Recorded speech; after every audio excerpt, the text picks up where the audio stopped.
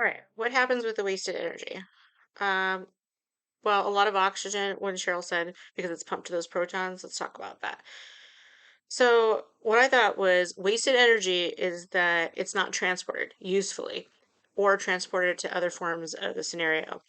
Uh, the person that they're talking about taking the DNP or the 2,4, I hope I'm saying this, dinotriethylon, is a very dangerous drug. It's sold illegally as a weight loss supplement. So the DNP, it targets the mitochondria and all the nuclear gradient energy in the human body to be less efficient, so it doesn't actually oxygenate properly.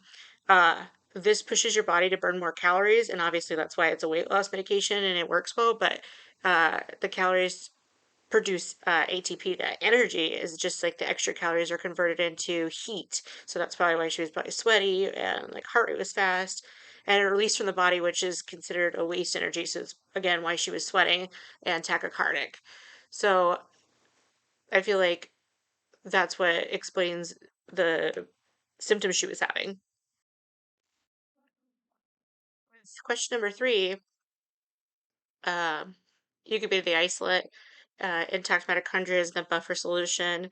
The question that I answered, or the reason what way I thought it was answered was, as it pumped into the inner membrane space during that electron transport chain, uh, and the ATP is synthesized, it uses energy from hydrogen. So the gradient makes the ATP from used energy for that gradient, and it makes the ATP from the ADP.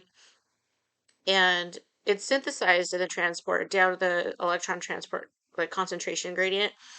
And if the ATP is blocked, that gradient across the plasma membrane increases. So the larger amount of energy that's required to pump in the matrix of the inner membrane space, after blocking ATP, the energy from that electron is not pumped.